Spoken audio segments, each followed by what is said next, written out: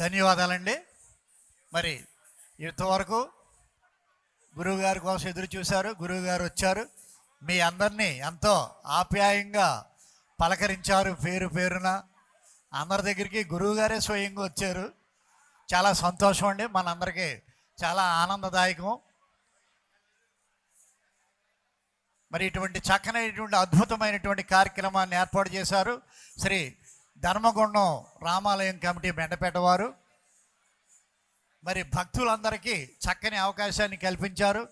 గురువుగారు వారే స్వయంగా మన అందరి దగ్గరికి వచ్చి పలకరించి వెళ్ళారు. వారికి మరొకసారి ధన్యవాదాలు తెలియజేసుకుంటున్నామండి.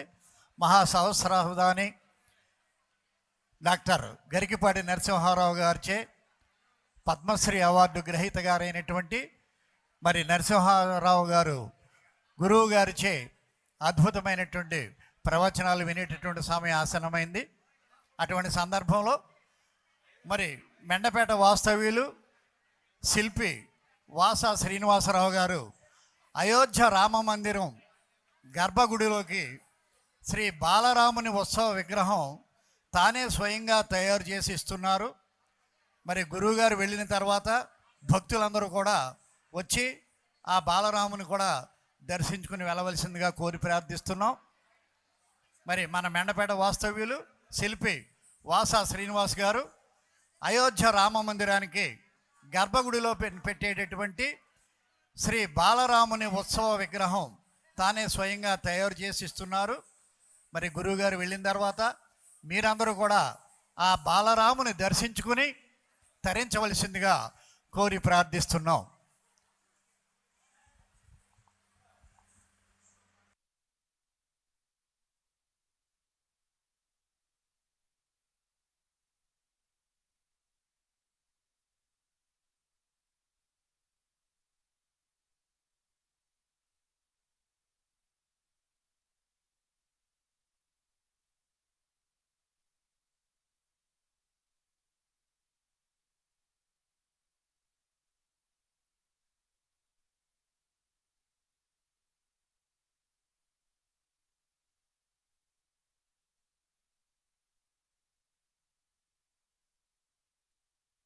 హరి ఓం. తూర్పుగోదావరి జిల్లా మండపేట పట్టణంలో ధర్మగుండం రామాలయం ఆవరణలో జరుగుతూ ఉన్న కూచుమంచి తిమ్మకవి 18వ శతాబ్దంలో రచించిన కుకుటేశ్వర స్వామి శతకం మీద జరుగుతూ ఉన్న ప్రవచనానికి 3 రోజుల ప్రవచనంలో 3వ రోజు ప్రవచనానికి మీకందరికీ హృదయపూర్వకంగా స్వాగతం పలుకుతున్నాం. మాతృదేవోభవ. చల్లని కాళితాకిడులో అమ్మా, చల్లని కాళితాకిడులో సారససార మరంద మాధురుల్ జల్లిన ఉల్లమందునను.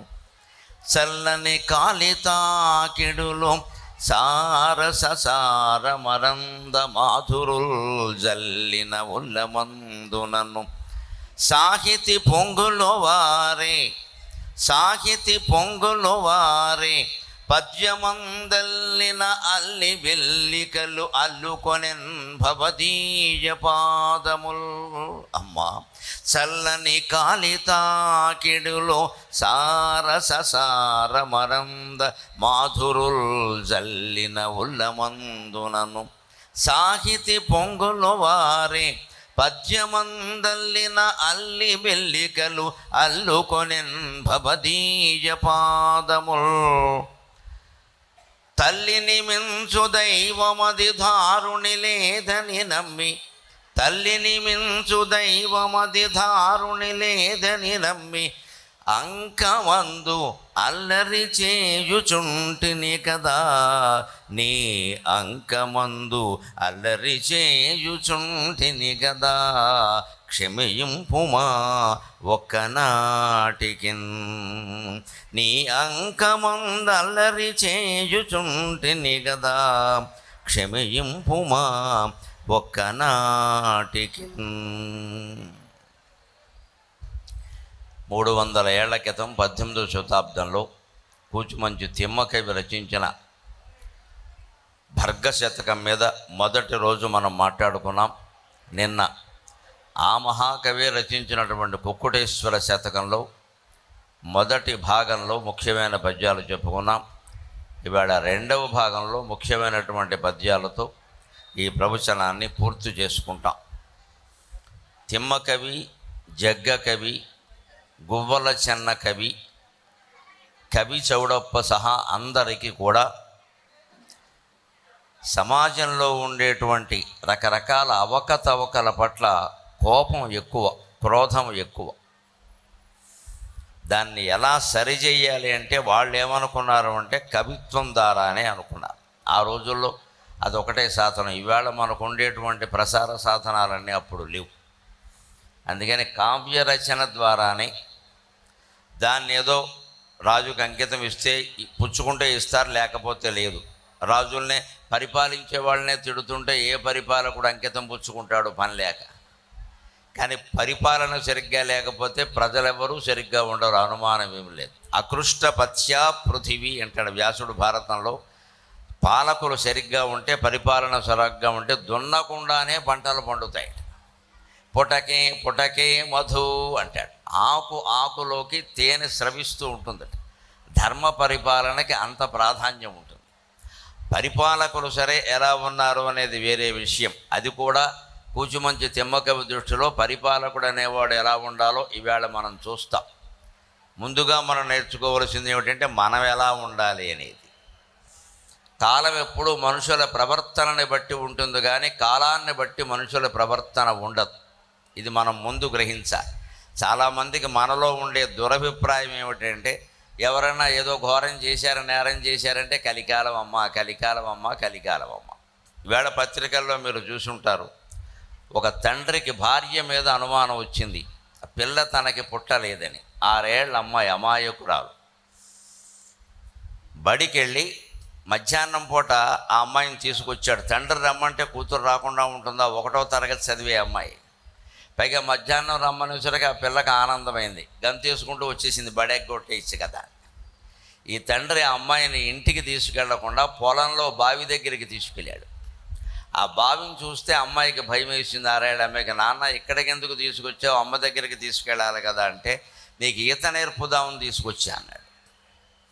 నాకు రాదు, నాకు భయం వేస్తోంది అంటున్నా వినకుండా, పావు గంట అరగంట సేపు ఏడుస్తున్నా వినకుండా, కనీసం ఓదార్చకుండా ఆ పిల్లని బావిలో బారేశాడు.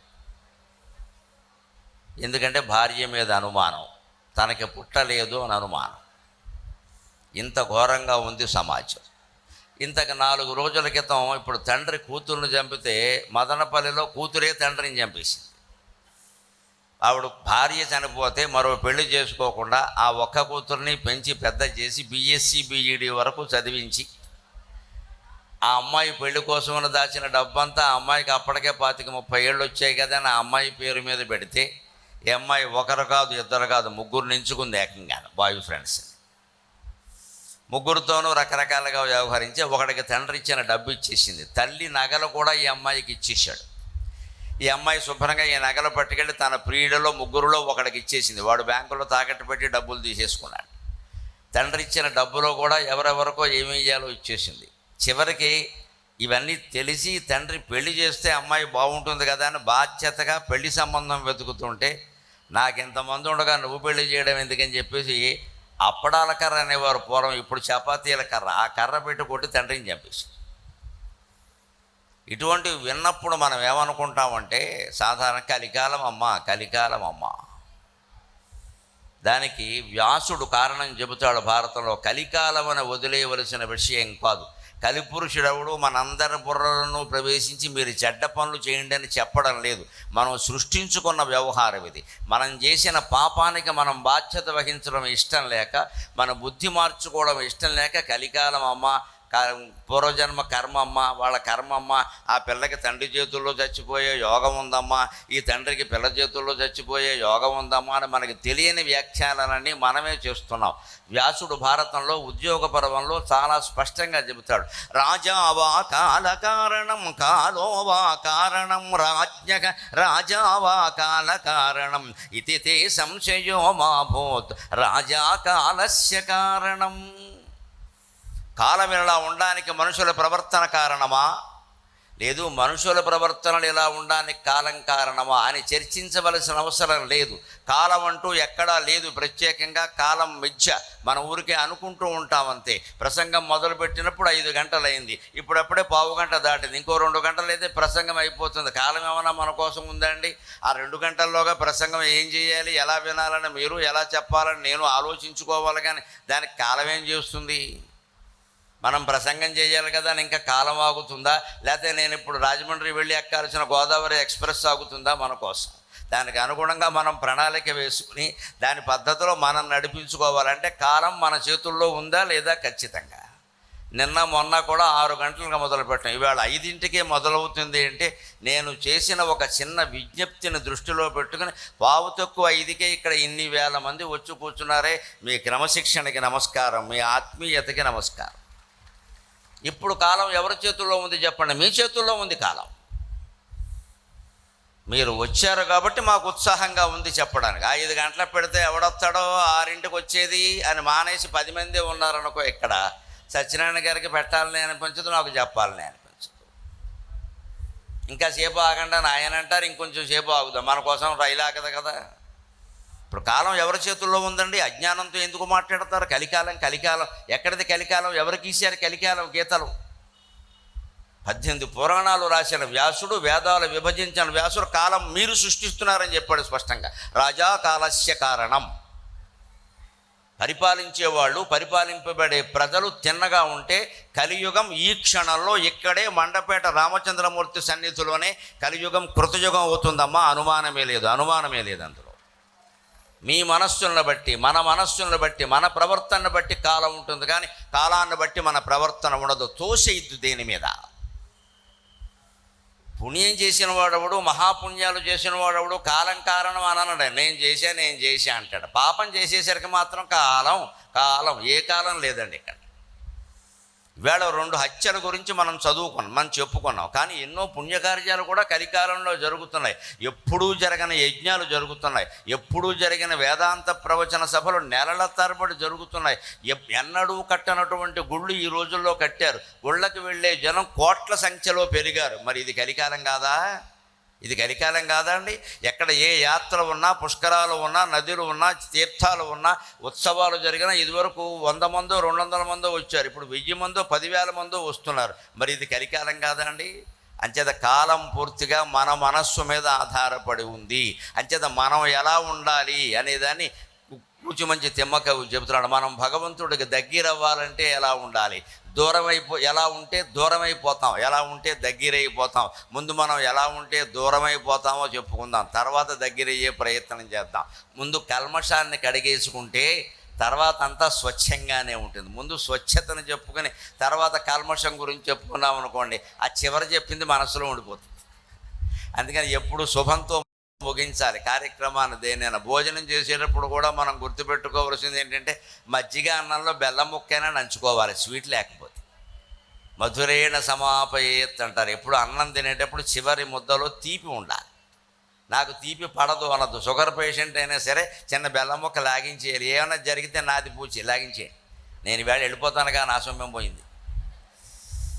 మధురేణ సమాపయత్ ఎందుకన్నారంటే భోజనం చేసినప్పుడు మిరపకాయ నంచుకున్నాం అనుకో, ఆ కోపం మీద ఉంటావు, లేచేసరికి ఉండదు అంతా, లేకపోతే కోపడతావు ఇక్కడ. అది బెల్లం ముక్క తిన్నామనుకో, నోరు తీపి, నాలిక తీపి, హృదయం కూడా తీపి.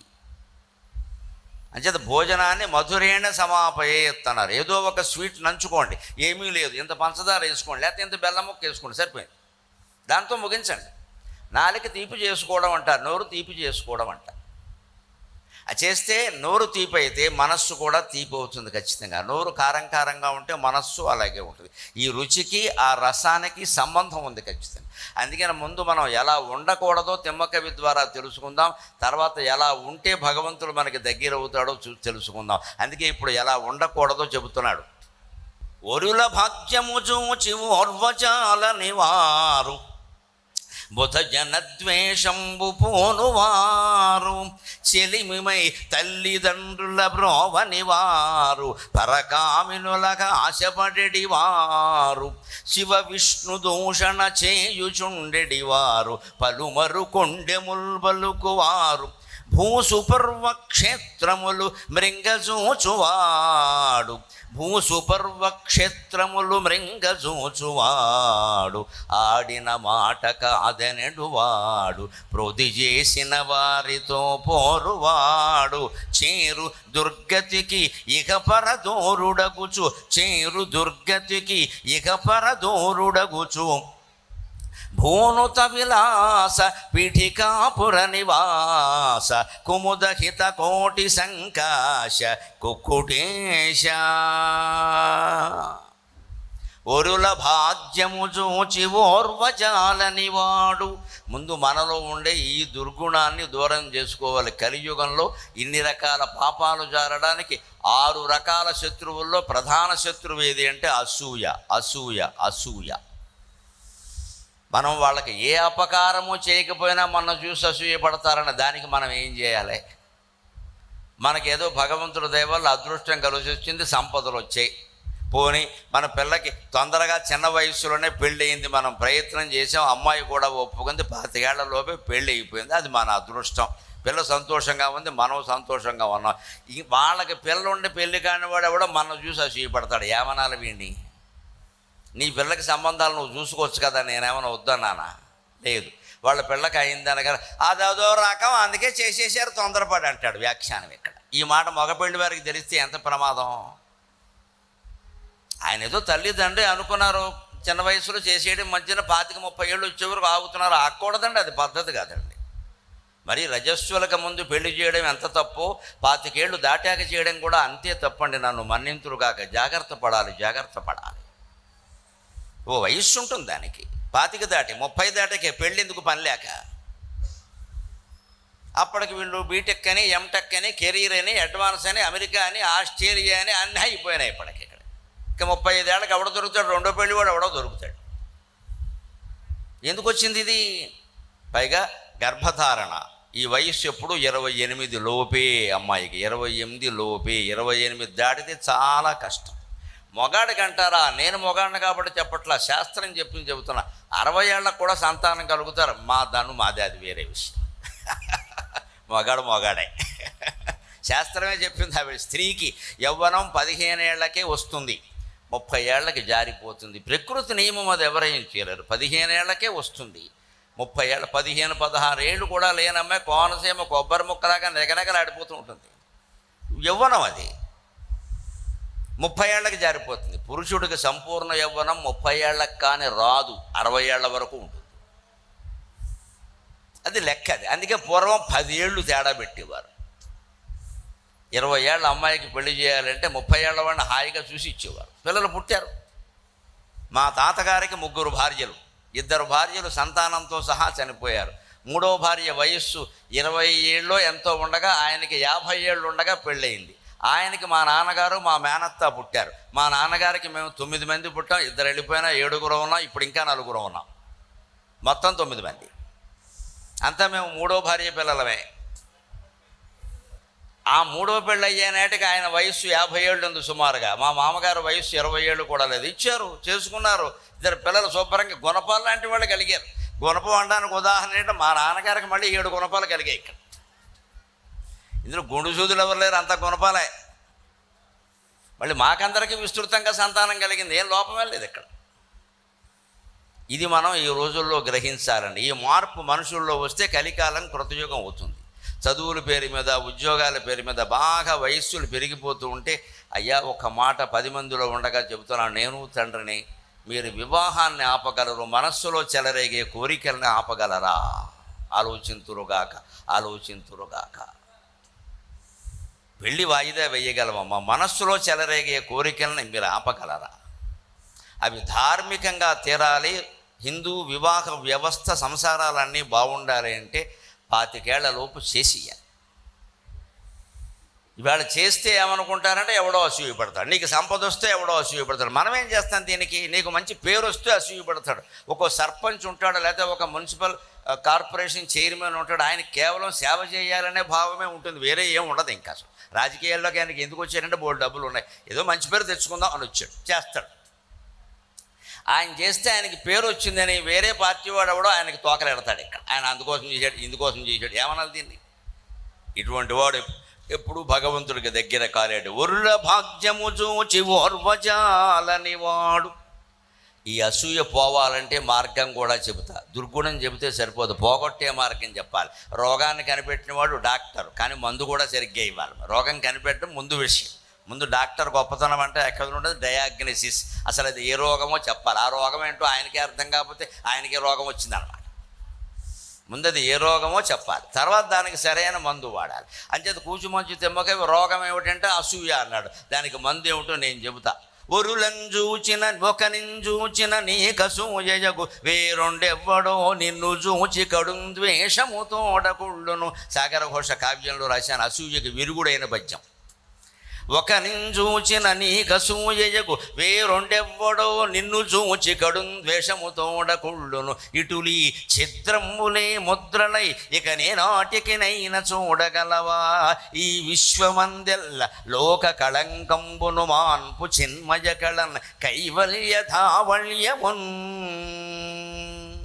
నిన్న మనం తెమ్మకవి పద్యాల్లో చెప్పుకున్నాం. శ్రీకరథ వళంగ శ్రిత జనావన సంగ. తెల్లగా కోటి చందమామల కాంతిలో కుముద హితకోటి సంకాశంతో ప్రకాశించేటువంటి పరమేశ్వరుని యొక్క రంగు ఉందే తెలుపు. ఆ తెల్లదనం గురించి మనం మాట్లాడుకుంటున్నామే.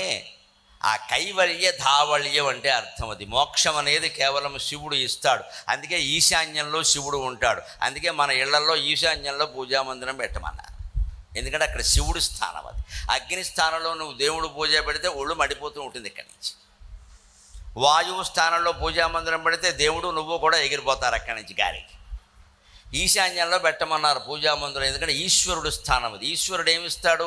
మోక్షం ఇస్తాడు. మోక్షం కావాలంటే ఏం చేయాలి? బరువులు బంధాలు తగ్గించుకోవాలి. అందుకే మనకు చూడండి వాస్తుశాస్త్రంలో ఎంత చక్కని మాట ఉందో. ఈశాన్యంలో బరువులు పెట్టద్దన్నారు. మనం ఏమనుకుంటాం, ఈ మైక్ ఎక్కడ పెట్టద్దు, ఈ సింహాసనం. అది కాదు నాయన, నీ మనస్సులో బరువుల గురించి చెప్పిన మాట అది. అవి పెట్టు, అవి దించుకో, ఇవన్నీ తీసేస్తావు. అక్కడ కొండలు పెట్టకుండా, ధాన్యం బస్తాలు పెట్టకుండా మొత్తం లాగేసి కూర్చుని అక్కడ కూర్చుని లెక్కలు వేసుకుంటాడు. ఈవేళ 1 కోటి వచ్చింది, రేపు ఎన్ని కోట్లు వస్తాయి, ఈ బరువు దించుకోమని చెప్పాడు అక్కడ. ఈ 1 కోటి 10 కోట్లు రాకముందు యమధర్మరాజు వస్తాడు మన ఇంటికి, అది బరువు దించుకో. ఈశాన్యంలో బరువులు పెట్టద్దంటే అర్థం భౌతికమైన బరువులు పెట్టద్దని కాదు. నిజంగా కూడా అక్కడ బీరువా పెట్టామనుకోండి, ఏమవుతుంది? ఎవరో ఒకరు నువ్వు జపం చేసుకుంటే బీరువా తీస్తారు. అక్కడ చూసి లెక్కెడుతూ ఉంటే మన దృష్టి ఆ లెక్క మీద ఉంటుంది. అక్కడ అనవసరంగా ఖర్చు పెట్టేస్తున్నారేమో అనుకుంటాడు వీడు. ఈ గోల లేకుండా ఉండాలంటే ఈశాన్యంలో బీరువాలు ఉండద్దు. అంతకుమించి ఏం లేదు అక్కడ. నువ్వు ఏదో ఇంకో చోట పెడితే బీరువాలో డబ్బులు పెరుగుతాయని లేదా పెరగవని. బీరువాన్ని బట్టి డబ్బులు పెరగవండి, మన బుద్ధిని బట్టి మన కష్టాన్ని బట్టి డబ్బులు పెరుగుతాయి. మన బుద్ధిని బట్టి మన కష్టాన్ని బట్టి డబ్బులు పెరుగుతాయి, కానీ బీరువాన్ని బట్టి డబ్బులు పెరగవు. అందుకే ఈశాన్యంలో శివుడు ఉంటాడు. కైవల్య ధావళ్యమా.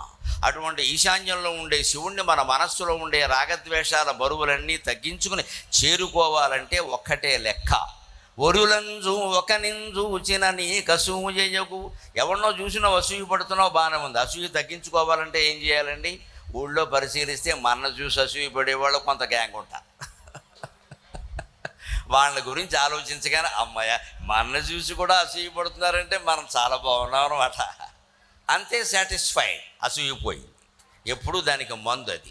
నువ్వు ఎంత అందంగా ఉన్నా నీకంటే అందంగా లేని వాళ్ళు కొంతమంది నిన్ను చూసి అసూయపడితే, నిన్ను చూసి అసూయపడేవాళ్ళు ఉన్నారుగా. నీకంటే అందమైన వాళ్ళని చూసి నువ్వు అసూయపడచ్చు. నిన్ను చూసి అసూయపడేవాళ్ళు కొంతమంది ఉన్నారు. నీ దగ్గర కొంత డబ్బు ఉంది, దాన్ని చూసి నువ్వు అంతకంటే ఎక్కువ డబ్బు సంపాదించాలని ఉన్నవాళ్ళని చూసి నువ్వు అసూయపడుతున్నావు. నీ దగ్గర ఉన్న డబ్బుకే అసూయపడేవాళ్ళు చాలామంది ఉన్నారు.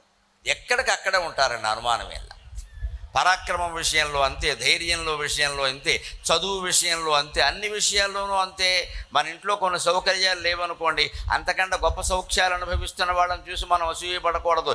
మనకున్న సౌకర్యాలు కూడా లేని మన బంధువులు ఉంటారు, వాళ్ళని చూసి మనం సంతృప్తిగా ఉండాలి. వాడి ఇల్లు కంటే నా ఇల్లు చాలా నయం, నా ఇంట్లో ఒక్క బాత్రూమేనా ఉంది, వాడు అది కూడా లేక బయటికే పోతున్నాడు, ఏం చేస్తాం ఇక్కడ, అంతకంటే నయం అంటే అయిపోయాయి. లేదా మనకంటే 3 బెడ్రూమ్ 4 బెడ్రూమ్ పెట్టుకున్న వాడిని చూసి మనం అసూయపడామనుకోండి, 3 కోట్లు పెట్టాలి. ఇప్పుడు హైదరాబాద్లో లెక్క ఏంటంటే బెడ్రూమ్ 1 కోటి లెక్క. నీకు 3 బెడ్రూములు కావాలంటే 3 కోట్లు, 4 బెడ్రూములు కావాలంటే 4 కోట్లు లెక్క. బెడ్రూమ్ 1 కోటి, ఇందులో పడుకునే వాళ్ళు ఎవరో తెలియదు ఇక్కడ. ఇంతంత పెంచుకుంటున్నాం. అందుకని ఎప్పుడు మార్గం ఏమిటాయంటే నిన్ను చూచి కడుం ద్వేషముతోడకుళ్ళును. మనం చూసి బాధపడేవాళ్ళు కొంతమంది ఉన్నారు. వాళ్ళని చూసి మనం సంతృప్తిగా ఉండాలి. లేకపోతే ఇక ఛిద్రంబులే ముద్రలై ఇక నేనాటికైనా చూడగలవా ఈ విశ్వమందెల్ల లోక కళంకంబును మాన్పు చిన్మయ కళం కైవల్య ధావల్యములు. లేకపోతే ఈ అసూయలు ద్వేషాలు ముద్రలై మన మనసులో ముద్రపడిపోతాయి, భావాలన్నీ ముద్రపడతాయి. ఎప్పుడు దేని గురించి మనం ఆలోచిస్తామో అది మనస్సులో ముద్ర అయిపోతుంది. అదే వాసన, అదే వచ్చే జన్మకు కారణం అవుతుంది. అందుకని ఆ వాసనలు తొలగించుకోవాలంటే ఈ వాంఛలు తొలగించుకోవాలి. వాంఛ లేకపోతే వాసన ఉండదు. ఉన్నది చాలు, ఉన్నది చాలు, ఉన్నది చాలు. సుఖంగా ఉన్నాం, భార్యాభర్త ఒకరికొకరు అనుబంధంతో ఉన్నాం, కాఫీ తాగినా పాలు తాగినా కూర్చుని తాగుతున్నాం, 4 కబుర్లు చెప్పుకుంటున్నాం చాలు. 2 పిల్లలు, వాళ్ళకి పెళ్ళిళ్ళు చేసి స్థిరపడ్డారు, మనం సుఖంగా ఉన్నాం, ఇక రామకృష్ణ అనుకుంటూ కూర్చుందాం అనే ధోరణిలో ఉంటే ఏ అసూయ ఉండదు. అప్పుడు మనం దేవుడికి దగ్గర అవుతాం. ఒరుల భగ్యము చూచి ఓర్వజాల నివాడు బుధజన ద్వేషంబు పూనువాడు. బుధజనులు అంటే పండితులు, అంటే వీధి బళ్ళో ఉపాధ్యాయుడి దగ్గర నుంచి విశ్వవిద్యాలయంలో ఆచార్యుల వరకు కవులు, పండితులు, కళాకారులు, వీళ్ళని ఎప్పుడూ మనం ద్వేషించకూడదు. జ్ఞానులైన వాళ్ళ గురించి మనం మాట్లాడితే ఒక మంచి మాట మాట్లాడాలి. లేకపోతే పోన్లేండి ఆయన కర్మను ఆయన పోతాడు అని ఊరుకోవాలి తప్ప మనం తిట్టకూడదు. ఏమవుతుంటే ఒక్కొక్క జ్ఞానికి, ఒక్కో తత్వవేత్తకి, ఒక్కో ఋషికి, ఒక్కో కవికి, ఒక్కో పండితుడికి ఆయన మంచి అంటే జరుగుతుందో లేదో తెలియదు, కానీ ఎవరినైనా కోప్పడు ఒకటంటే అది జరుగుతుంది. అదో కర్మ. ఇది నాలుక మీద పుండు ఉంటుంది కొంతమందికి. వాడు మంచి అంటే జరగదు, చెడు అంటే జరుగుతుంది. ఎందుకు వచ్చిన గొడవ వాడితో మనకి? అందుకని ఆయన ఏదో అలా ఉన్నాడు ఇలా ఉన్నాడు అని పెద్ద పెద్దవాళ్ళు స్వామీజీలు తపస్తంపులు ఉంటారు. వాళ్ళు నిజంగా చేశారో లేదా ఏమైనా లోపాలు ఉంటే ఉండొచ్చు. మనం చెడు వ్యాఖ్యానాలు చేయొద్దు. మంచి ఉంటే చెబుదాం, లేకపోతే ఏదోనండి ఈ మధ్య ఆయన అదో రకంగా ఉన్నాడని వదిలేయంత ఆ విషయం. ఎందుకంటే వీళ్ళు మంచి అంటే జరుగుతుందో జరగదో, కానీ కోపం వచ్చి చెడు అంటే జరుగుతుంది. అందుకే బుధజన ద్వేషంబు పూనువాడు. పండితులని, కవులని, పీఠాధిపతులని, స్వామీజీలని ద్వేషించవద్దు. ఎక్కడ నీకు ఇష్టమైతే వాళ్ళతో సాంగత్యంతో ఉండు, లేకపోతే దూరంగా ఉండు, పర్వాలేదు. మనం ఒక సంస్థలో ఉద్యోగం చేస్తున్నాం, అనుకోని కారణాల వల్ల యజమానికి మనకి పడలేదు, మనం ఉద్యోగం మానేసాం. ఎప్పుడు పనిచేసిన సంస్థ గురించి చెడు మాటలు మాట్లాడకూడదండి, చాలా తప్పది. మనకి ఇష్టం లేదు, మానేసాం, ఆయనకి ఏదో గొడవ, ఆయనకి మనకి ఏదో గొడవ. ఇంకా అక్కడి నుంచి అసలు ఆ సంస్థలో జరిగేవన్నీ అక్రమాలయం నువ్వు అన్నావు అనుకో, ఏమంటాడు వెన్నవాడు వింటాడు. నువ్వు విడిపోయిన తర్వాత మండపేట అరుగు మీద కూర్చుని ఏమంటాడు, ఎంతకాలం ఏం చేశాడట, ఇప్పుడు వాగుతున్నాడు అంటాడు. ఇక్కడ అయిందా? ఎందుకు వచ్చిన గొడవ? అక్కడి నుంచి ఎందుకు వచ్చాను? ఏదో నాకు కుదరలేదండి, నా వ్యక్తిగత కారణాల వల్ల నేను వచ్చేసాను. అంతేగాని సంస్థ గురించి చెడు చెప్పకూడదు. ఎందుకంటే కర్మ కాలితే ఎక్కడా దొరక్క మళ్ళీ వాడి గుమ్మమే ఎక్కాల్సిన పరిస్థితి రావచ్చు. ఎందుకు చెడగొట్టుకోవాలి విషయాన్ని? పైగా మనం బయటికి వెళ్ళినా కూడా ఏమీ చెడు చెప్పడం లేదు అంటే ఆ యజమాని కూడా మన పట్ల మంచి హృదయంతో ఉంటాడు. వాడిని ఉద్యోగం నుంచి తీసేసినా వాడు నా గురించి దుష్ప్రచారం చేయడం లేదు, ఈ ఉన్న వాళ్ళకంటే వాడే నయం అని ఒకసారి ఎప్పుడో కబురు చేస్తాడు. ఏమయ్యా నువ్వు ఉన్నప్పుడు వేరుగా ఉందయ్యా, ఇప్పుడు అలా లేదయ్యా, ఏమనుకోకు, మా అబ్బాయి లాంటి వాడు వచ్చే అంటాడు. ఈ అవకాశాలు ఎందుకు చెడగొట్టుకోవాలి నోటి దురద ద్వారా? అందుకని మనం ఉద్యోగం మానేసినా తేడా వచ్చినా మనం మాట్లాడకూడదు, ఆ విషయాలన్నీ వదిలేసి అంతే. ముఖ్యంగా భార్యాభర్తల మధ్యలో విభేదాలు వస్తాయి. ఏదో కొంతకాలం పుట్టింటికి వెళ్ళచ్చు, ఉండొచ్చు, అడుగుతారు, తొందరపడి ప్రచారం చేయకూడదు. మళ్ళీ కలిస్తే ఏమవుతాయి ఇవన్నీ? కలవము అనుకుని మాట్లాడకూడదు, కలవాలనే కదా కోరుకునేది. ఈ విషయాలు అత్యవసరమైన తల్లిదండ్రుల్లో ఎవరో ఉంటారు, వాళ్ళకి తప్పదు చెప్పడం. ఊళ్ళో అందరికీ చెప్పాల్సిన అవసరం లేదండి ఆ విషయం. ఎందుకంటే త్వరలో సర్దుబాటు అవుతే ఒకవేళ కావు, అసలు నిజం ఏమిటో వాళ్ళిద్దరికే తెలుస్తుందండి, బయట వాళ్ళు ఎవరూ చెప్పలేరండి ఆ విషయాన్ని. భార్యాభర్తల మధ్యలో వ్యవహారాలు ఎప్పుడు ఫేస్బుక్లోనూ వీడియోలోనూ పెట్టకూడదు, చాలా దుర్మార్గం అది. అవతల వాళ్ళు సమాధానం చెప్పలేని పరిస్థితిలో ఉంటారు, నువ్వేమో అల్లరి చేస్తున్నావు. గట్టిగా చర్చకు వస్తే ఏం చేస్తావు ఇక్కడ? ఇది చాలా దుర్మార్గం ఇది. అది ఆ లోపల ఏం జరిగిందో 10 ఏళ్ళో 15 ఏళ్ళో కాపురం చేశారు. ఇవాళ బయటకు వచ్చి అందులో ఒకళ్ళు గొడవ చేస్తే రెండో వాళ్ళు ఏమవుతారు? వాడు గొడవ మంటే వాడు అంటాడు, అప్పుడేం కావాలి పరిస్థితి? అది లోపల తెలుసుకోవాలి కానీ చేయకూడదు. ఈ ద్వేషం పనికి రాదు అన్నాడు. ఇంకొక మాట, చెలిమిమై తల్లిదండ్రులను బ్రోవనివాడు. ఇవాళ యువతరం ప్రత్యేకంగా ఈ మాటను దృష్టిలో పెట్టుకోవాలి. చెలిమిమై తల్లిదండ్రులను బ్రోవనివాడు. ఇవాళ యువతరానికి స్నేహాలు ఎక్కువైనాయి, తల్లిదండ్రులు బాగా తక్కువయ్యారు. వాళ్ళని తక్కువగా చూస్తున్నారు, స్నేహితుల్ని ఎక్కువగా చూస్తున్నారు. అమ్మ ఒక పని చేస్తే చెయ్యడు, నాన్న ఒక పని చెప్తే చెయ్యడు. ఫ్రెండ్ పిలిచాడు అనగానే మాత్రం బండి 6వ గేర్లో పెట్టి పరిగెట్టేస్తాడు బయటికి. మా ఫ్రెండ్ పిలిచాడు అంటాడు. ఇంట్లో అమ్మేమో శుభ్రంగా మినపరొట్టో ఏదో చేసి సిద్ధంగా పెట్టింది తినడం. మా ఫ్రెండ్ పుట్టినరోజున అక్కడికి వెళ్ళి కేక్ కోస్తాడు, పేక్ కోస్తాడు. తల్లిదండ్రుల మాటకి విలువ ఇవ్వడమే చాలా ముఖ్యం. ఉంటారు ఫ్రెండ్స్ ఉంటారు, ఒకళ్ళు రెండింటి మధ్యలో పోటీ లేకపోతే నీ స్నేహితుల మాటకి విలువ ఇచ్చుకో, తప్పు లేదు. రెండింటి మధ్యలో పోటీ వస్తే మా నాన్నగారు ఒప్పుకోరు, మా అమ్మ ఒప్పుకోదని చెప్పాలి ఖచ్చితంగా. అప్పుడు ఆ స్నేహితులు కూడా నేర్చుకుంటారు ఎలా ఉండాలి అనేది. స్నేహం కోసం తల్లిదండ్రులని విడిచిపెట్టవద్దు. అలాగే చెలిమిమై బ్రోవడం అంటే తల్లిదండ్రులే స్నేహితులు అనుకోవాలి. కొంతమంది ఎదిగిన పిల్లలు, ఆడపిల్లలు ముఖ్యంగా ఎలా ఉంటారు అంటే మా అమ్మే నాకు గొప్ప ఫ్రెండ్ అంటారు. తల్లి ద్వారా నేర్చుకుంటారండి. బహుశా ఆవిడకి ఈవిడ చాలా చిన్న వయసులో పుట్టుండొచ్చు, కూడా 17 ఏళ్లకే పుట్టుండొచ్చు. ఈ పిల్లకి 16 ఏళ్ళు వచ్చేసరికి ఆవిడ వయసు 33 దాటలేదు. ఆవిడ ఇంకా యవ్వనంలో ఉంది. యవ్వనంలో ఉండే అమ్మాయి మనస్సు ఏమిటో ఆ తల్లికి తెలిసినట్టుగా వేరే వాళ్ళకి ఎలా తెలుస్తాయండి? అందుకని ఊళ్ళో వాళ్ళు ఎవరన్నా అడిగితే మా అమ్మే నాకు స్నేహితురాలు, ఇక వేరే స్నేహితురాలు నాకు అక్కలా అంటే ఆ తల్లి ఎంత ఆనందిస్తుంది, తండ్రి ఎంత ధైర్యంగా ఉంటాడు. ఆ ధైర్యాన్ని తల్లిదండ్రులు ఇవ్వకపోతే బతుకు దండగ. పరకామినులకు ఆశపడటి వాడు. ఇందాక యువతరానికి చెప్పాం, ఇప్పుడు పెద్దవాళ్ళకే చెబుతున్నాం. ఇవాళ అక్రమ సంబంధాలు అనేవి ఎంత దారుణంగా ఉన్నాయంటే వయస్సుతో నిమిత్తం లేదు. ఆడ మొగ కూడా 30 లేదు, 40 లేదు, 50 ఏళ్ళకు కూడా వంకర సంబంధాలు పెట్టుకున్నారు, ఏడిచారు. వాళ్ళ కోసం వాళ్ళకి ఏం చేయాలో కుక్కుటేశ్వర స్వామి చూస్తాడు ఆ విషయం. పిల్లల్ని వదిలేస్తున్నారు, పారిపోతున్నారు, వెళ్ళిపోతున్నారు. ఇక పల్లెటూరు భాషలో చెప్పాలంటే ఏమనాలో మీకు తెలుసు, అవన్నీ చేస్తున్నారు. పిల్లలు అన్యాయం అయిపోతున్నారు. అక్కడ తల్లిని ఏమనలేక తల్లిని కోల్పోయి, తండ్రిని కోల్పోయి, సింగిల్ పేరెంట్. ఆశ్చర్యకరమైన విషయం. ఈ మధ్యన ఎక్కడో 6 నెలల క్రితం నేను ఒక రెసిడెన్షియల్ స్కూల్ ప్రిన్సిపాల్ని కలిశాను ఒక ఇంట్లో. ఆయన చెబుతున్నాడు వాళ్ళ స్కూల్లో 700 మంది పైగా పిల్లలు ఉన్నారట. అందులో 200 మందికి సింగిల్ పేరెంట్సే ఉన్నారట. ఎంత దారుణంగా ఉందండి వ్యవస్థ. తల్లో తండ్రో ఒకళ్ళే ఉన్నారండి 700లో 200 మందికి. పైగా ఇందులో గొడవ ఏంటంటే తల్లి వచ్చి చూసి వెళ్ళింది అంటే తండ్రికి కోపం వస్తుంది. ఎందుకు చూపించారండి మా అబ్బాయిని? తల్లికి వాడు వెళ్ళిపోతాడేమో అని. తండ్రి వచ్చి చూసి వెళ్ళాడు అంటే తల్లికి కోపం. ఎందుకంటే ఇద్దరు జ్యుడిషియల్ డైవర్స్ తీసుకున్నారు వీళ్ళు. న్యాయస్థానం చెప్పిన ప్రకారం చెరో చోట ఉన్నారు, ఇంకా డైవర్స్ పూర్తిగా కాల. న్యాయస్థానం ఏం చెప్పింది? పాఠశాలలో చేర్పించండి, వారానికి ఒకసారి వెళ్ళి చూడండి అని ఏదో చెప్పింది. మరి చూస్తారు కదా, మమకారం ఉంటుంది కదా.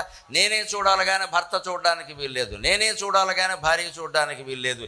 ఈ ఇద్దరి మధ్యలో నలిగిపోతున్న ఆ పసి ప్రాణం, 10-11 ఏళ్ళు కూడా లేని ప్రాణం ఎంత క్షోభపడుతుందండి, ఎంత క్షోభపడుతుందండి. దీనికి కారణం మూలం ప్రధానంగా విడాకులకి ఇవాళ ప్రధాన సమస్య. రకరకాల జల్సాలకు అలవాటు పడ్డారమ్మా. అందరికీ ఎక్కడ ఒకరితో కాపురం చేయడం అనేది చాలా నామోషిగా అనిపిస్తుంది. జీవితం ఉన్నది ఒక్కటే, అన్ని సుఖాలు అనుభవించాలి. ఇలా ఒక అమ్మాయితో ఒక అబ్బాయితో కూర్చుంటే మనమేమో అనుభవిస్తాం. అందుకని దూకేయి, బయటికి వెళ్ళిపో, నీ ఇష్టం. ఎంతకాలం పెడతాం? 5 ఏళ్ళు 6 ఏళ్ళు సుఖపడతాం. తర్వాత వార్ధక్యం వచ్చాక, రోగాలు వచ్చాక ఎవరు చేస్తారండి? పిల్లలు ఉంటేనే చేస్తారో లేదో చెప్పలేం. పిల్లలు కూడా లేకపోతే ఎవరు చేస్తారు? ఇక్కడ పైగా దుర్మార్గాలు చేసి, వ్యభిచారాలు చేసి, రకరకాల అక్రమ సంబంధాలు పెట్టుకుని సంసారాలు చెడగొట్టుకున్న వాళ్ళు మొగాళ్ళైనా ఆడాళ్ళైనా తర్వాత మిగిలిన వాళ్ళంతా ఏమంటారండి? ఒళ్ళు కొవ్వెక్కి చేసుకుంది పాడనే అంటారంతే. ఇక్కడ ఎవడు పట్టించుకోడు. ఇక్కడ అంచేతనే ఈ పరకామునుల పట్ల ఆశ, ఇప్పుడు పరపురుషుల పట్ల ఆశ, ఇవన్నీ రకరకాలుగా పెరిగిపోతున్నాయండి. ఇవి పెరిగాయి అంటే దేవుడికి దూరం అయిపోయినట్టే మనం ఖచ్చితంగా. పరకామినులకు ఆశపడేటివాడు శివ విష్ణు దూషణ చేయుచుండెడివాడు. శివుణ్ణి కానీ విష్ణువుని కానీ ఏ దేవతల్ని కానీ ఎప్పుడూ దూషించకూడదు. మనం హిందూ ధర్మంలో ఒక గొప్ప సంప్రదాయం ఏమిటంటే ఇతర మతాలు ఎక్కడా కనపడనిది ఒకే పరమాత్మని 100 రూపాల్లో అర్చిస్తామండి మనం. 100 రూపాల్లో. ఈ బహుళ ఆరాధన స్వేచ్ఛ హిందూ మతంలో మాత్రమే ఉంది. ఖచ్చితంగా మన ఇష్టం వచ్చిన గుడి కట్టుకుంటాం, మన ఇష్టం వచ్చినటువంటి దేవతను ఆరాధించుకుంటాం. మన కుల దేవతలు ఉన్నారు, గ్రామ దేవతలు ఉన్నారు, వారు కూడా పరమాత్మతో సమానమే. మీరు భక్తిగా నమస్కారం చేయాలి కానీ పురుషోత్తముడికి పుంతలో ముసలమ్మకి భేదం ఏమీ లేదు. శాస్త్రాలు చదివిన వ్యక్తిగానే చెబుతాను. ఈ రూపం గొప్పది, ఆ రూపం నుంచి అన్ని రూపాలు వచ్చాయంటే ఇంతకంటే అజ్ఞానం ఇంకోటి లేదు. అన్ని రూపాలు అరూపాన్నించే వచ్చాయి. అరూపం అంటే నిర్లేప, నిర్మల, నిత్య, నిరాకార, నిరాకుల, నిర్గుణ, నిష్కళ, శాంత, నిష్కామ, నిరుపప్లవ, నిత్యముక్త, నిర్వికార, నిష్ప్రపంచ, నిరాశ్రయ, నిత్యశుద్ధ, నిత్యబుద్ధ, నిరవజ్జ, నిరంతర అని నిర్ అనే నామాలు 60 వస్తాయి. చూసుకోండి. మీకు ఏమీ లేనిది, ఏమీ లేనిది, ఏమీ లేనిది, ఒక అపూర్వమైన తేజస్సు తప్పితే ఏమీ లేదు. ఆ రకమైన అమ్మవారి తేజస్సు నుంచి బ్రహ్మ విష్ణు మహేశ్వరుడు ఏర్పడ్డారు. వారి నుంచి మనువు మొదలైన వాళ్ళు ఏర్పడ్డారు. వారి నుంచి ఋషి సంతతి జన్మించింది. వారి నుంచి సూర్యచంద్రుడు సహా సమస్త గ్రహాలు ఏర్పడ్డాయి. అలా ప్రపంచం ఏర్పడింది. సృష్టికి మూలం అనామకమైన అపురూపమైన తేజస్సు తప్ప 4 చేతులు ఉన్నవాడు, 3 కళ్ళు ఉన్నవాడు, 6 ముఖాలు ఉన్నవాడు ఎప్పుడూ సృష్టికి మొదలు కాదు. మనం నమ్మాల్సిన అవసరం లేదు. చేతులు, కళ్ళు, ముఖాలు ఇవన్నీ లెక్కలు కాదు. ఎప్పుడు కూడా వైదిక ధర్మం అంగీకరించదు ఆ విషయాన్ని. అందుకని శివుణ్ణి కానీ, విష్ణువుని కానీ, అమ్మవారిని కానీ, కుమారస్వామిని కానీ, అయ్యప్ప స్వామిని కానీ, గణపతిని కానీ, ఇంకా మీ ఇష్టమైన మీ కులదేవాన్ని కానీ, గ్రామదేవతను కానీ ఎవరినైనా మీరు పరమాత్మగా భావించి ఆరాధించవచ్చు. ఇతర దేవతలను ఆరాధించే వాళ్ళని దూషించాల్సిన అవసరం లేదు, దూషించక్కర్లేదు. ఆయనకంటే మా దేవుడు అందరికంటే ఎక్కువ, ఆయన తక్కువ అని మాట్లాడకూడదు ఇక్కడ ఖచ్చితంగా. అటువంటి వాళ్ళని మనం ప్రోత్సహించకూడదు ఖచ్చితంగా. హిందువులు అంటే శివరాత్రి చేసుకోవాలి, మాఘమాసంలో సంక్రాంతి పండుగ చేసుకోవాలి, అది కాలానికి సంబంధించింది. ఏప్రిల్ నెల వచ్చింది అంటే శ్రీరామనవమి చేసుకోవాలి. రేపు శ్రావణ మాసం వచ్చిందంటే మంగళ గౌరీదేవి నోములన్నీ నోచుకోవాలి. భాద్రపదం వచ్చిందంటే వినాయక చవితి, ఆశ్వీజం వచ్చిందంటే దసరా, కార్తీక మాసం వచ్చిందంటే శివుడు, మార్గశిర మాసం వచ్చిందంటే మహావిష్ణువు. ఎక్కడండి మనకి లోటు? అసలు ఖాళీ ఎక్కడుంది? హిందూ మతంలో ఉండే గొప్ప సౌకర్యం ఏంటంటే ఏమున్నా ఏం లేకపోయినా నెలకు 2 సెలవులు ఖాయం. అది ఖాయం ఇక్కడ. ఏవో పండగలు ఉంటాయి, 2 సెలవులు ఉంటాయి. 4 ఆదివారాలు పోనీ 2 సెలవులు ఉండే మతం ఏదైనా ఉంటే హిందూ మతం ఒకటే. ఇది మోస్ట్ అడ్వాంటేజెస్ రిలీజియన్. సెలవులు ఉంటాయి శుభ్రంగా. పైగా ప్రతిదానికి భోగి ఉంటుంది మనకి. భోగి అంటే సంక్రాంతికి ముందు కాదు, శ్రీరామనవమికి ముందు కూడా భోగి ఉంటుంది, వినాయక చవితికి ముందు కూడా భోగి ఉంటుంది. భోగి అంటే ప్రిపరేషన్ డే. ఆ పండగకి సంబంధించిన సామగ్రి అంతా తెచ్చుకోవడాన్ని భోగి అంటారు. దాన్ని కూడా భోగంగా భావించారు మన వాళ్ళు. మనం తెచ్చుకోవాలి కదా. వినాయక చవితికి బోర్డు సామగ్రి తేవాలి, 21 రకాల ఆకులు తేవాలి. సెలవు నిజానికి వినాయక చవితి నాడు కాదు, ముందు రోజు కూడా ఇవ్వాలి. లేకపోతే ఎలా వస్తాయి ఇవన్నీ? ఏర్పాటు చేసుకోవాలి కదా. అందుకని ఇంత హడావుడి, ఇంత ఆరాధన ఉండేటువంటి ధర్మం ఇది. అందుకని ఇక్కడ ఇంకొకరిని దూషించాల్సిన అవసరం మనకి లేదు. అది చాలా తప్పు. అంతకంటే కూడా గొప్ప తప్పు ఏమిటంటే పలుమరు కొండెముల్ బలుకువాడు. ఎవరిని గురించి మనం చాడీలు చెప్పకూడదు. చాడీలంటే మనం ఊహించేటువంటి నేరాలు, చాడీ అంటారు దాన్ని. కబురు కాదు, కబుర్లు వేరు. నిజంగా ఆ మనిషి తప్పు చేస్తే దాని గురించి మనం మాట్లాడుకోవడం, జాగ్రత్త పడడం వేరు. కొంతమందికి ఎలా ఉంటుందంటే కార్యాలయంలో ఒకటికి కాస్త యజమాని ప్రాధాన్యం ఇస్తాడు ఎవరికో, రెండో వాడికి అది నచ్చదు. వాడు లేనప్పుడు వీడు వెళ్ళి వాడి చెవులు కొరికేస్తాడు. ఇక్కడ దీన్నే కొండాలంటారు, చాడీలంటారు. రకరకాల సంస్థల్లో కూడా జరుగుతూ ఉంటాయి. వాడు ఏమీ మింగకపోయినా సరే, సేవ చేస్తున్నా సరే, మొన్న అన్నదానం చేసినప్పుడు వాడు ఏం చేశాడో నీకేం తెలుసు అని చేసేయడానికి చెప్తాడు. ఇక్కడ ఈయన మనసులో ఓ పురుగు ప్రవేశించింది. ఇక్కడ పాపం ఆయన ఏం చేయలేదు నిజానికి. ఎందుకు చేస్తున్నాడు ఈ పని అంటే వాడికి ప్రాధాన్యం దక్కడం ఈయనకి ఇష్టం లేదు. ఇది మీరు దైవారాధన ఏమిటండి నా తలకాయ? దేవుణ్ణి ఆరాధించామంటే మనుషుల్ని ద్వేషించి దేవుణ్ణి ఆరాధిస్తే దానివల్ల ప్రయోజనం ఉందండి. కనబడే మనుషులందరినీ మనం ద్వేషించి కనబడని దేవుణ్ణి పూజిస్తున్నామంటే మనం పిచ్చాళ్ళం అవుతామమ్మా. ఈ కనబడే మనుషులందరిలోనూ కనబడని దైవాన్ని చూడడమే హిందుత్వం. అదే హిందుత్వం. ఏ తప్పు చేయకుండా ఏ ఒక్క మనిషిని నువ్వు ద్వేషించినా దేవుణ్ణి ద్వేషించినట్టే లెక్క. ఒకవేళ తప్పు చేసినా ఎంతవరకు మాట్లాడాలో అంతవరకే. ఇది తప్పు. ఆ వ్యక్తి తప్పు కాదండి, ఆ చేసింది తప్పు. మనం మంచి వాళ్ళని ప్రేమించొద్దండి, మంచితనాన్ని ప్రేమిద్దాం. చెడ్డవాళ్ళని ద్వేషించొద్దండి, చెడ్డతనాన్ని ద్వేషిద్దాం. అంతే. మనం ఇక్కడ వ్యక్తుల్ని మనం ఏమనొద్దు. చెడ్డతనం అది చెడ్డ పని కాబట్టి ఆ పనిని అంటున్నాం మనం, ఆ వ్యక్తిని అనడం లేదు. ఆ వ్యక్తి మళ్ళీ మంచి పని చేస్తే పొగుడుతాం, దానికేముంది ఇబ్బంది?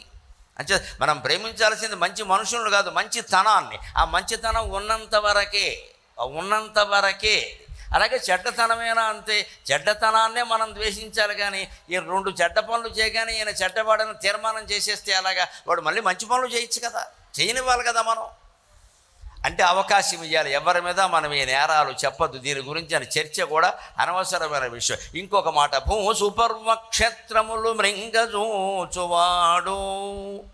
పూర్వం దేవాలయాలు నిలబడడం కోసం మహారాజులు పురోహితులకి, అర్చకులకి, బ్రాహ్మణులకి కొన్ని పొలాలు ఇచ్చారు, స్థలాలు, అగ్రహారాలు ఇచ్చారు, పొలాలు ఇచ్చారు. ఎందుకంటే ఆ బ్రాహ్మణ కుటుంబం ఆ దేవాలయాన్ని ఆశ్రయించుకుని సేవ చేస్తుంది. ఇంకా వాళ్ళు ఉద్యోగాలు చేస్తే ఇవన్నీ చెయ్యలేరు. అలాగే బ్రాహ్మణులకు ఒక్కళ్ళకే కాదండి, రజకులకు ఇచ్చారు, క్షురకులకు ఇచ్చారు, దేవాలయంలో పనిచేసే వాళ్ళకు కూడా భూములను ఇచ్చారు. ఇంకా ఆశ్చర్యం, భోగం మాన్యం అంటారు, కాకినాడలో ఉంది ఇప్పటికీ భోగం మాన్యం. అంటే భోగం అంటే మరోలా అనుకోకుండా, మా భోగం అంటే ఉత్సవం, అది మనం పలకలేక భోగం చేసింది. భోగం అంటే ఉత్సవం, అంటే దేవాలయంలో ఉత్సవాలు జరిగినప్పుడు స్త్రీలు నాట్యం చేస్తారు, వాళ్ళ నాట్యమే వాళ్ళ పని, ఇంక వాళ్ళకి వేరే పని ఉంటుంది. వాళ్ళు బతకాలి కదా, వాళ్ళకి 10 ఎకరాలు 20 ఎకరాలు ఇచ్చారు, దాన్ని భోగం మాన్యం అన్నారు. వాళ్ళలో తర్వాత ఎవరో కొంతమంది తప్పటడుగులు వేయడం వల్ల ఆ భోగం అనే శబ్దం అపశబ్దమైంది, కానీ లేకపోతే ఆ కులాన్ని కానీ ఆ వృత్తిని కానీ ద్వేషించాల్సిన అవసరం లేదండి. వాళ్ళు పవిత్రంగా దేవాలయాల్లో నాట్యం చేశారు, ఎలా ద్వేషిస్తాం మనం? అంచేత బ్రాహ్మణ మాన్యాలు, రజక మాన్యాలు, క్షురక మాన్యాలు, భోగం మాన్యాలు ఎవరికి ఏవి ఇచ్చినా సరే వాటిని అపహరిస్తున్నాడంటే వాడిని దేవుడు క్షమించడు ఖచ్చితంగా. దేవాలయం భూములు మనం తీసుకుని సాగు చేస్తున్నాము అంటే ఎంత శిస్తు కట్టాలో అంతా కట్టాలి, ఇంకా మనుషులు కట్టేదానికంటే దేవుడికి ఎక్కువ కట్టాలి, డబ్బు అవసరమైతే. ఎందుకని ఉత్సవాలు జరుగుతాయి, ఇటువంటి కార్యక్రమాలు పెట్టిస్తారు, కొన్ని వేల మంది తమ ప్రవర్తనని సరిచేసుకోవడానికి ఒక్క ప్రవచనం ఉపయోగపడుతుందంటే ఈ ప్రవచనానికి సంబంధించిన ఖర్చు ఏర్పాట్లు మొత్తం అన్నీ కొందరు భరిస్తున్నారు అంటే వాళ్ళకి మనం సాయం చేయాలా వద్దా, వాళ్ళకి మనం తోడుపడాలా వద్దా? అందుకే నేను చెబుతాను ఒక మాట, నాకు మీరు ఏమన్నా ఇవ్వదలుచుకుంటే రామగుండం ధర్మాలయంలో వేసేయండి, నాకు ఇవ్వకండి అమ్మా, దేవాలయం బాగుండాలి, దేవాలయం బాగుండాలి. నాకు కార్యకర్తలు ఇస్తారు, నాకేం ఇబ్బంది లేదు. నేను సంపన్నుండి, నేనేం పేదవాడిని కాదు, కనపడుతున్నానుగా కంకణాలతో కడియాలతో, ఇంకా గండపెండేరని తేలాలి, అది కాలికి అదొకటి ఉండేది పొడుగ్గా, నాకేం లోటు లేదు. ఇక్కడ నాకు ఇద్దామని ప్రయత్నం చేయక, నాకు మీరు ఏమి ఇద్దామని తెలుసుకుని ఆ గుడిలో వేసేయండి, ఆ గుడి అభివృద్ధి చెందాలి.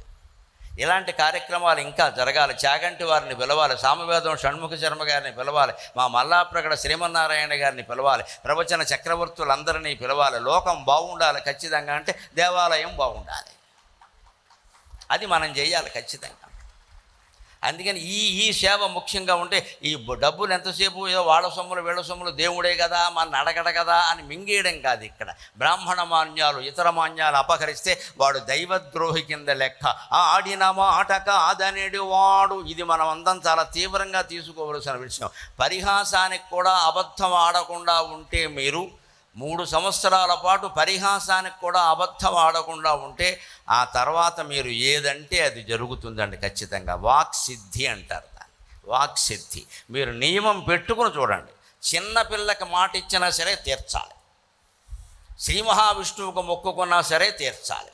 శ్రీ మహావిష్ణువుకు మొక్కిన మొక్కు ఎంత ముఖ్యమో ఇంట్లో చిన్నపిల్లకి ఇచ్చిన మాట కూడా అంతే ముఖ్యం. ఆ పిల్ల మనని నమ్ముతుంది.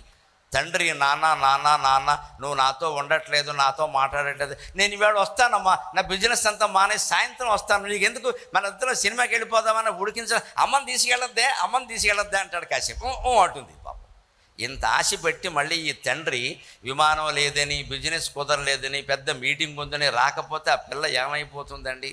మా నాన్న మాట తప్పాడు. రేపు ఖచ్చితంగా 20 ఏళ్ళు వచ్చాక ఆ పిల్ల మాట తప్పుతుందమ్మా. అర్ధరాత్రి 11ంటికి వస్తుంది, ఎవరితోనో స్కూటర్ మీద వెళ్ళి సినిమా చూసి, ఎక్కడికి వెళ్ళామంటే మాస్టర్ ట్యూషన్ చెప్పారు అంటుందమ్మా. ఈ అలవాటు ఎక్కడి నుంచి వచ్చింది? తండ్రి నుంచి వచ్చింది. నువ్వు మాట చెప్పావు, అది కూడా తప్పింది. ఆ పిల్ల 20 ఏళ్ళది కదా అనుకోవద్దు, 2 ఏళ్ళప్పుడు మాట గుర్తుపెట్టుకుంది. మనుషులు మంచి మర్చిపోతారు, వ్యతిరేకతను గుర్తుపెట్టుకుంటారని ఖచ్చితంగా. చేసిన ఉపకారాలు గంగా నదంత ఉపకారం చేయండి, మీరు మర్చిపోతారు. గ్లాసుడు అపకారం చేస్తే అది గుర్తుపెట్టుకుంటారమ్మా. మానవ మనస్తత్వం ఇది. మనల్ని 100 మంది పొగిడినా దాన్ని మర్చిపోతాం. ఎవరైనా ఒక్క మాట విమర్శిస్తే జీవితాంతం నన్ను అంటారా ఊగిపోతాడు. ఇక్కడ ఎంతోమంది పొగిడారు కదా, ఒకడంటే ఏమైంది? ఇక్కడ ఇంత సముద్రంలో ఒకడు కాకినట్టేస్తే నీకు నష్టం వచ్చిందా? దాని గురించి గుంజుకుంటాడు ఇక్కడ, మానవ ప్రవృత్తి. అందుకే మనం జాగ్రత్తగా ఉండాలి. ఆడిన మాట తప్పద్దు ఖచ్చితంగా.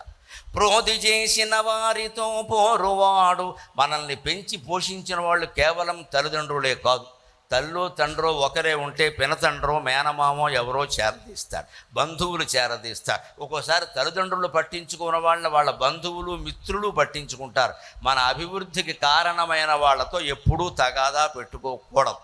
వాడు తప్పు చేసినా సరే మనం విమర్శించొద్దు.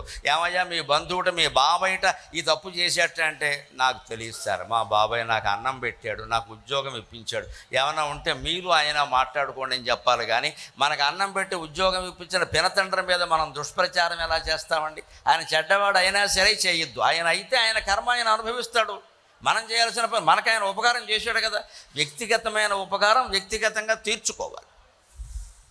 అవసరమైతే ఆయన అంత చెడ్డవాడని నీకు అనిపిస్తే ఆయన ఎన్నికల్లో నిలబడితే ఓటు వేయకు, అది వేరే విషయం. అది రాజ్యానికి సంబంధించిన విషయం, దేశానికి సంబంధించిన విషయం. దుర్మార్గుడికి ఓటేయమని ఎవరూ చెప్పరు ఇక్కడ. కానీ వ్యక్తిగతంగా మనం రుణపడి ఉన్న ఆ రుణం తీర్చుకోవలసిందే ఖచ్చితంగా. నాకు చెప్పొద్దండి, నాకు తెలియదు, నాకు ఆయన అన్నం పెట్టాడు, అంతే. అలాగ ఉంటే, అలాగ ఉండనవాడు ఎలా అవుతాడు? చేరు దుర్గతిని ఇక పరదూరుడగుచు భూనుత విలాస పీఠికాపుర నివాస, భూనుత విలాస పీఠికాపుర నివాస, కుముదహిత కోటి సంకాశ కుకుటేశ.